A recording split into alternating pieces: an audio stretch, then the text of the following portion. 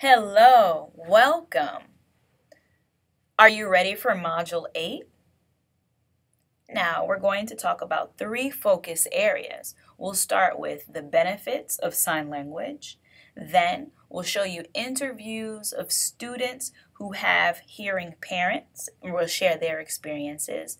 Then, we'll show you interviews of mothers who are raising deaf and hard of hearing children, and they'll share their experiences. After that, we'll show you an acceptance project where we discuss identity as it's related to deaf culture. Lastly, we'll show you footage of Gallaudet University, which is the only deaf university in the world. That's what we'll be discussing today. Hello, I'm here to talk about the awesome benefits of using sign language and how it will benefit you and your baby. Now, sign language isn't only useful for deaf children, but it will benefit hearing children as well. Roughly 10,000 children are born each year who are deaf, so it's important for us to be aware of language deprivation. Now, from birth to the first 5 years of life, language foundation is important. Developing a language foundation is important. So the brain forms 700 new neural connections every second from age 0 to 5. Once that period has passed, it will be difficult for functioning and socializing as well as communication to happen with other people if a strong language foundation does not happen. Now that explains language deprivation.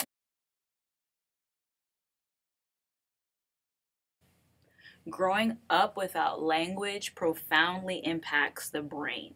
It affects literacy, memory, mathematical ability, and it makes it harder for a baby to become fluent in any language.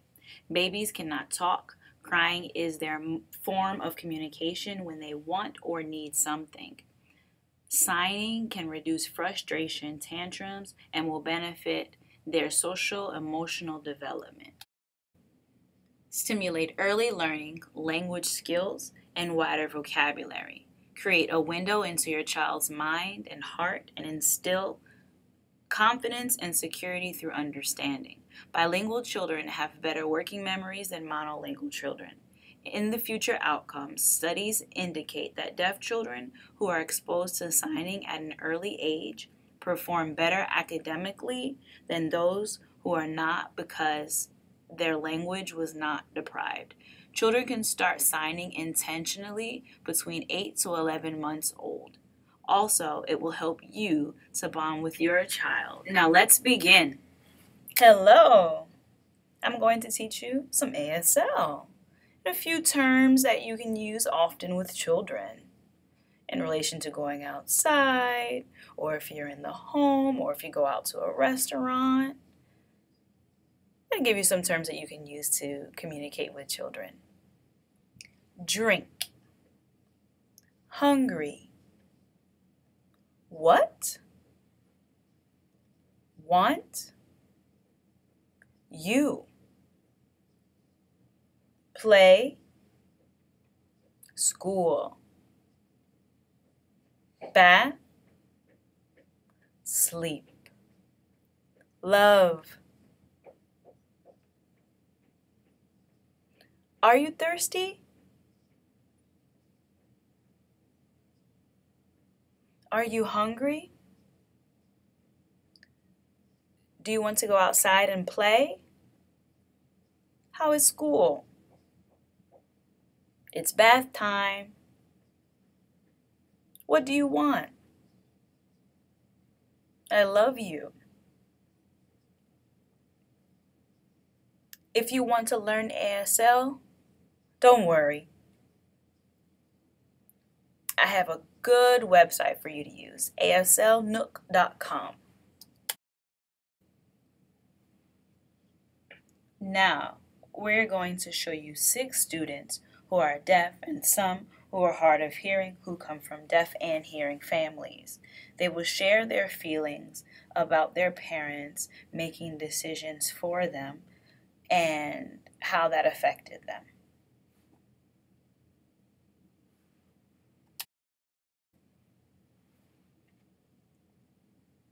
Now, it's important to make communication a priority. Help your child get involved, going to deaf clubs, making friends. Be involved in their life. Don't just push them to the side. Make them a priority. In elementary school, I was oral user, but then I stopped using oral for mode of communication because I didn't feel comfortable with it. I put that to the side and I began signing, and I felt more comfortable, and now I'm proud of my deaf identity today. I feel like hearing parents shouldn't try to change. They should try to accommodate their child. If their child wants to learn sign language, then let them. Don't force them to be an oral communicator. I didn't learn sign language. I was an oral communicator. But I feel like hearing parents wants what's best for their kids. Don't force them. Allow them to grow and develop into their selves. I think that's important. Don't change them. Really? Well, my family provided me the opportunity to make decisions about my identity. They gave me the option to use ASL, hearing aids, cued speech therapy. I hated all of those options and I chose ASL. My parents followed my lead ever since, and from that time I developed my deaf identity. I would say the most important thing is for parents to be involved in the deaf community and to make connections with other hearing parents who have deaf kids and share that information with each other. That's really important. And of course, make sure to include your child as part of the family. Do not ignore them. A word of advice, I would say, do not let doctors scare you. They will probably try to scare you because their perspective is around autism, and that is extremely harmful to deaf people. It's like growing up as a woman and you are made to feel you are not a woman. Imagine how that feels. It's really important. So I would suggest once you receive information from your doctor, take time to think, then do research to get both sides of the fence. Speak with a deaf person who has excelled professionally. Go to deaf schools and make observations. I'll let you know that all deaf schools are not good educational environments. Now, be open-minded. Someone may tell you that a deaf school is the way to go. Your doctor may tell you to implant your child with a cochlear implant, but you can send your child to a mainstream school to be part of a deaf program where you can use a hearing aid. You can experiment with different options available. The first suggestion made is not necessarily the best way. For success, consider your child's likes. Then decide what's the best option. So I suggest you talk to all kinds of people: hearing, deaf doctors, deaf people, parents, hearing parents with deaf children. There are plenty of resources for you to locate. My mom regrets this part. When I met deaf people in high school, I was not allowed to hang out with them. I learned ASL in secret on the bus in high school. I wasn't allowed to bring them home. I wasn't allowed to date them. Now, that changed very gradually, little by little. My mom changed. I remember the first time, I'm sorry.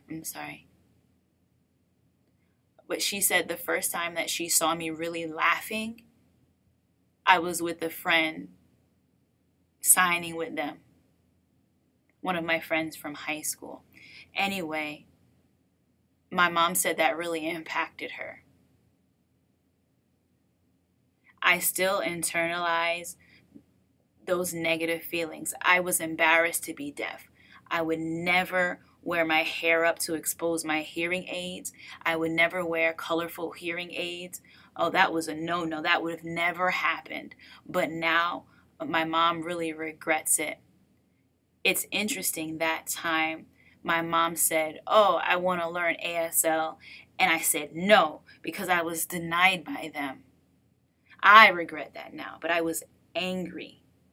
I'm still angry. I felt like, oh no, you want to control me? Oh, so you're going to exclude me before? Whatever. I was really angry at that time. I grew up in California. I went to a mainstream school, an elementary school.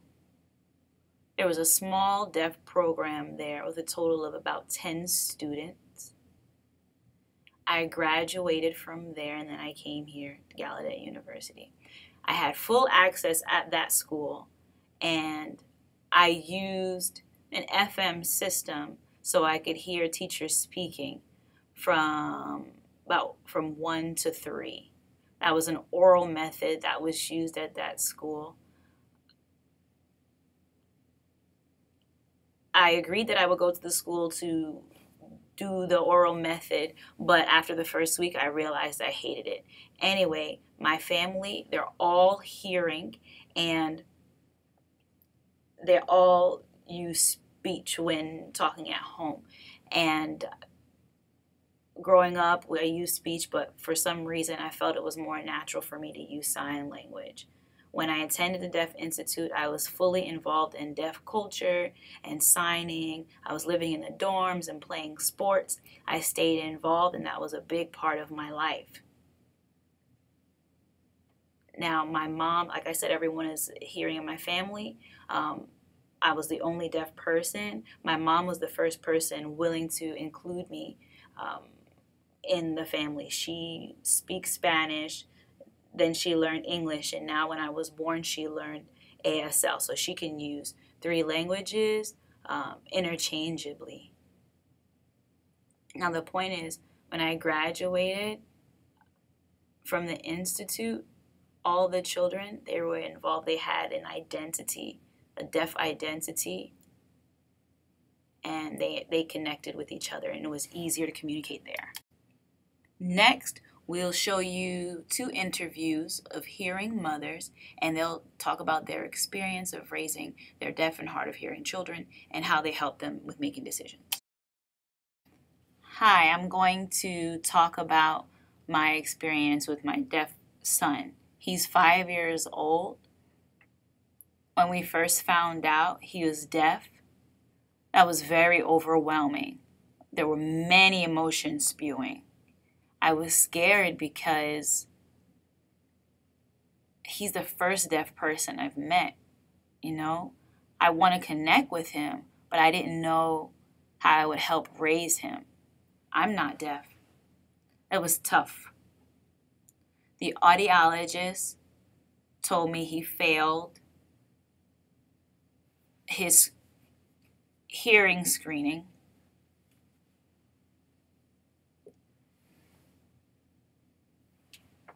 She helped me set up our application for early intervention.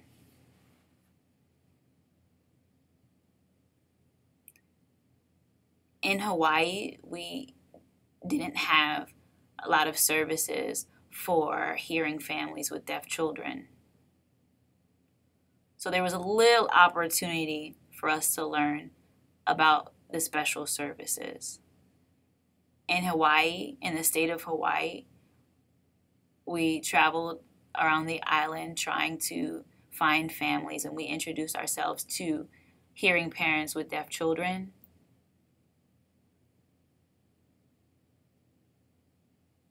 They really stressed the use of cochlear implant so that the child could be hearing. So medical professionals said that that was the best idea, to implant our child with a cochlear implant. I met a woman whose child was born the same month as mine, and 2 other women who they decided to go through with the surgery.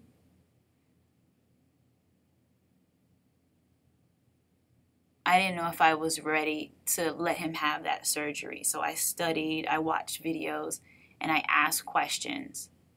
I asked people who had children who were deaf. My friend is a teacher. Her husband is a teacher. for deaf children. So I emailed them, asked a lot of questions about that. I studied about how deaf people feel about cochlear implants. It was mixed responses, very varied view. So I watched my son for about 10 months. We went back to the ENT again. And you know what the ENT asked me? Why not hearing aids or a cochlear implant? Sorry, we decided not to go through with the cochlear implant. You want to know what she told me after I said that? You studied, and where did you do all of this research? I said, I asked questions. I asked people who have deaf children and whatever. My son is deaf, so I want to know what deaf people think. The audiologist told me 2-3 years later, you're going to change your mind. Your son will never be successful. They don't believe my child will be successful because studies shows that a child needs to be able to speak more like other people in order to be successful. She says that her brother is not successful. So that made me really mad.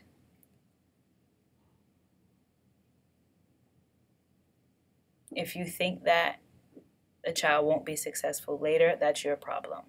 We went home. We got into sign language classes, went to a deaf institute in Hawaii. That's how I made my decision about my son. I don't want a cochlear implant. He's happy. I need to change my life for him and be willing to do that for him. I'm his mother.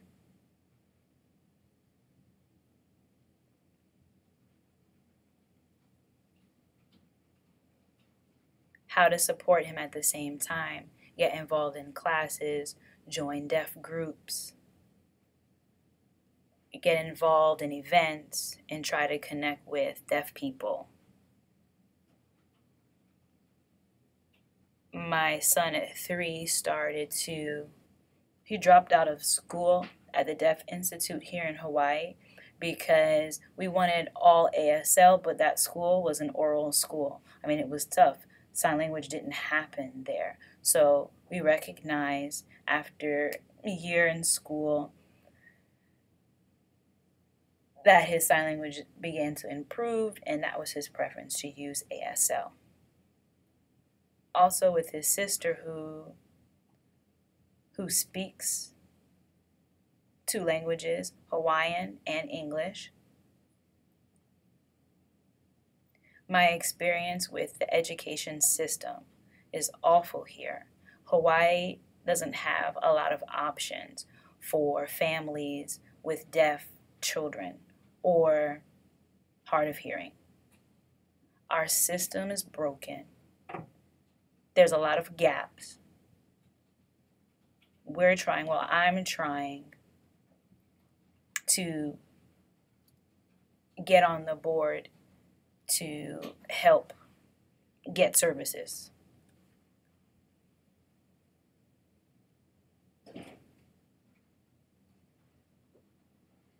I'm trying to speak with the teachers and the administration to make sure that they get the services for deaf children here in Hawaii. Yes, I'm very involved in the deaf community because he is involved. He needs to feel part of the community in Hawaii. Our culture and deaf culture are similar. We want the same thing for our kids. I believe that my biggest piece of advice for hearing parents of a deaf child is to trust your gut. and to never limit yourself. Don't be forced to choose a path. It is okay to have access to both paths.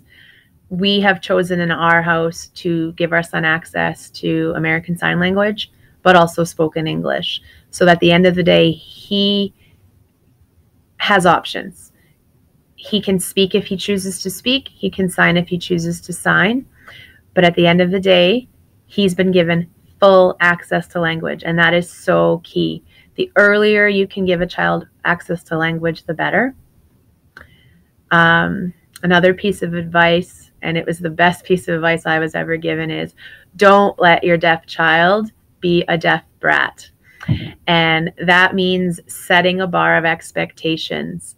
It's so easy to want to just give in and let your child have what they want because communication is so hard.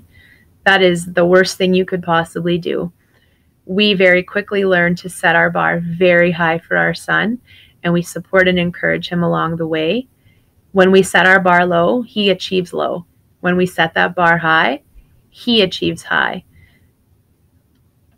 Another thing is you're often told if you're not fluent, don't even attempt the language. That's not true. You will learn it. It's going to take work. There's an amazing deaf community out there to support you, even if it's not within your own local area. With the beauty of social media and the internet, you can access deaf community across the world, and it is filled with people who are supportive and want to help your deaf child and you.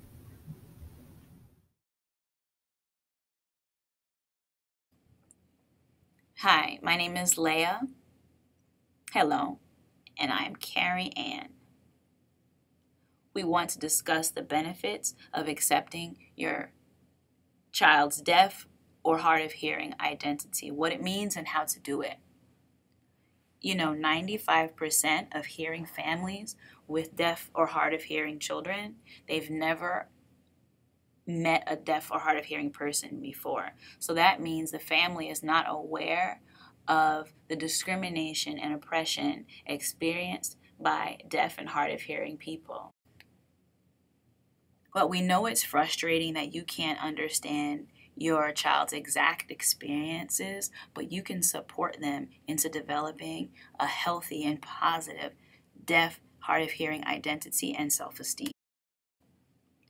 The research shows the importance of deaf and hard of hearing children to be aware of their role as cultural linguistic minorities. Research also shows that depriving your child of access to a deaf or hard of hearing community can severely impact them negatively, as well as their self-esteem. Entering the deaf community is not a one-time thing. It's a forever continuous quest for belonging.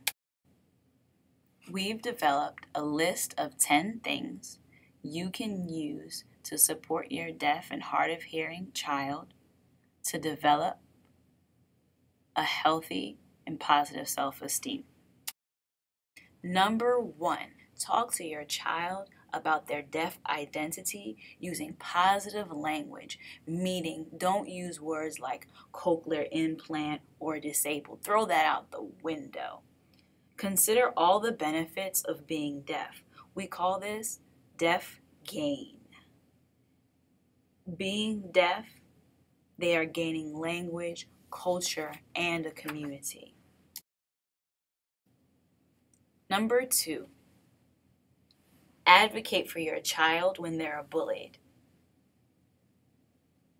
This will provide your child with a sense of pride regarding their deafness.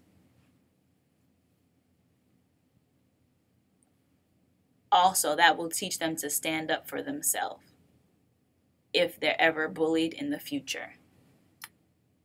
Number 3, research about deaf culture and the deaf community. Your child may have questions for you, so if you do this research, you'll have the answers. There are plenty of resources, such as the book titled For Hearing People Only, which teaches about the deaf community and deaf culture. There are also blogs and vlogs that talk about diversity in the deaf community. Number 4, bring your child to visit different deaf organizations and events. That will help your child to develop a sense of deaf pride, where they can socialize with other deaf and hard of hearing people. That will benefit your child. Number 5, find a book, a movie, or a TV show where diverse deaf characters are represented or real life deaf people. Some suggestions are No Ordinary Hero. It's a movie on Netflix. A Wonderful Book. It's a comic called El Defo. Another book about a deaf baseball player named William Hoy. And books about Helen Keller, a deafblind activist. Then there's Juliette Lowe. She set up the Girl Scouts. There's also a movie called The Smurfs and a movie from The Little Mermaid from the 1990s. Number 6, communicate in the language most accessible to your deaf child. Search for agencies that teach ASL in your area. We provide a few suggestions at the end of this video. Number 7, we encourage the whole family to be involved with using sign language with their child. Number 8, search for a deaf mentor program in your area so your child can envision the possibilities of having a successful future. Number 9, engage in activities that interest your child and promote bonding as a family. Make sure these activities are accessible to your child. For example, find movies that are captioned. Go bowling and make sure the lights are bright enough for your child to see. Number 10, believe your child can be a happy, deaf or hard of hearing adult. Deaf people, they're capable of doing everything except hear. Deaf and hard of hearing people can be doctors, lawyers, athletes, engineers, social workers, everything. So remember to accept your child for who they are. Deaf, hard of hearing, it does not matter. They can be successful. You can build a healthy relationship with your child if you remember they can be anything. We hope these 10 suggestions were very helpful for you as parents as you support your child. If you have any other questions, please make sure to share it with Isrc. Thank you.